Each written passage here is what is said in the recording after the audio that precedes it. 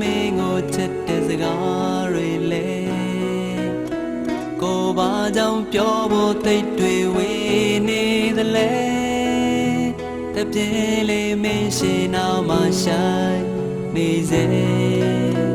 ဒါကိုလည်းသိနိုင်လိမ့်မယ်ကိုမထင်ဘူးအိုး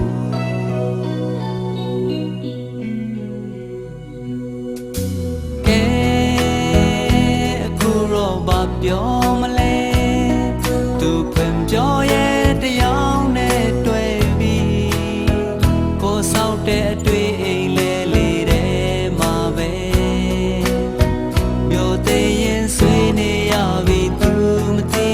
ဘူးတယောက်တည်းပဲစိတ်ပြေသိစရာလည်းမတွေ့ဘူးအေးစမရပါ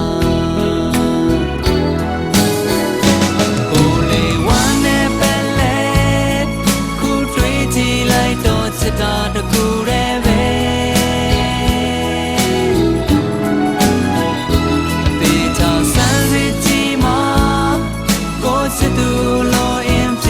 မလွယ်တဲ့ဘဝစိတ်ဆင်းရဲရမယ်ဆိုရင်သူလေးပဲပြေဆုံးပါစေကိုကတော့စိတ်ခံနိုင်တယ်ပြောတော့ပါခွဲ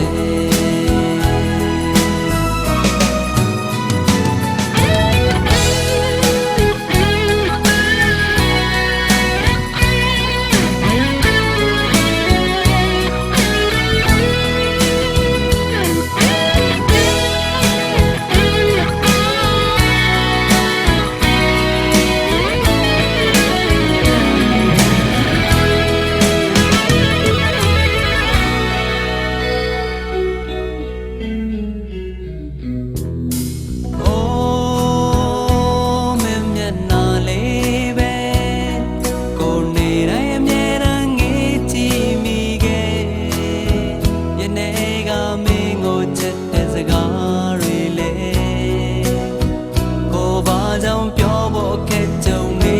တာလေတပြင်း